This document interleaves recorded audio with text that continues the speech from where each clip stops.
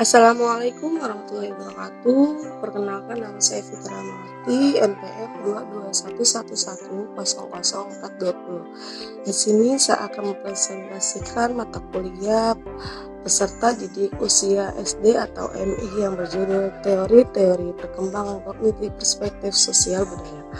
Yang pertama itu saya akan jelaskan pengertian perkembangan kognitif secara bahasa dari kata cognition yang artinya jalan, pengertian, atau mengerti. Sedangkan kognitif dari dimaknai sebagai sebuah proses yang terjadi secara internal dalam pusat susunan saraf ketika manusia sedang berpikir. Secara luas, menurut neurocognition atau cognition, jalan pemelelahan, penggunaan, serta penanganan.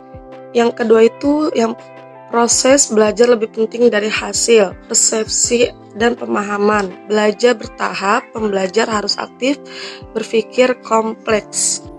Assalamualaikum warahmatullahi wabarakatuh.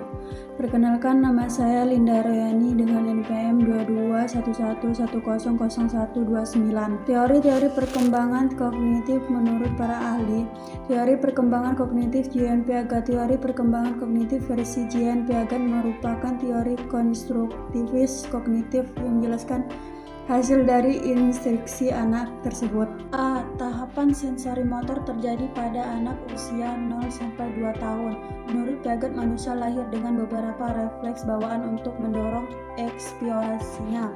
Tahapan sensori motor merupakan tahap pertama yang menandai perkembangan kemampuan serta pemahaman spatial. Ada 6 sub dari tahanan sensori motor, berikut penjelasannya. B. Tahapan operasional kognitif terjadi pada usia 7-11 tahun. Tahapan ketiga dalam perkembangan kognitif muncul pada rentang usia 7-11 tahun. Ada ciri pada tahapan ketiga ini, yaitu penggunaan logika yang memadai. Ada beberapa sub tahanan penting lainnya, berikut penjelasannya. Terima kasih. 2. Teori perkembangan kognitif Vygotsky. Vygotsky ialah seorang ahli psikologi perkembangan anak usia Rusia. Teori Vygotsky mengenai perkembangan kognitif pun telah menjadi pegangan teori perkembangan kognitif hingga sekarang dalam teorinya.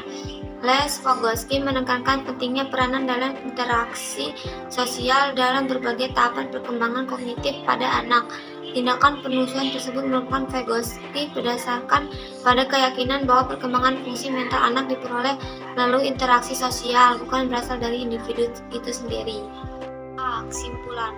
Teori kognitif pada hakikatnya adalah teori yang menjelaskan hal-hal berkaitan dengan kemampuan manusia dalam memahami berbagai pengalamannya, meyakini bahwa pelajar adalah hasil dari usaha dari individu dan memaknai pengalaman-pengalamannya yang berada di sekitarnya. Dalam teori kognitif, proses belajar tidak melibatkan hubungan di antara stimulus dan respon. Proses ini tidak berjalan terpisah-pisah, tapi melalui proses yang mengalir, bersinggungan, dan menyeluruh.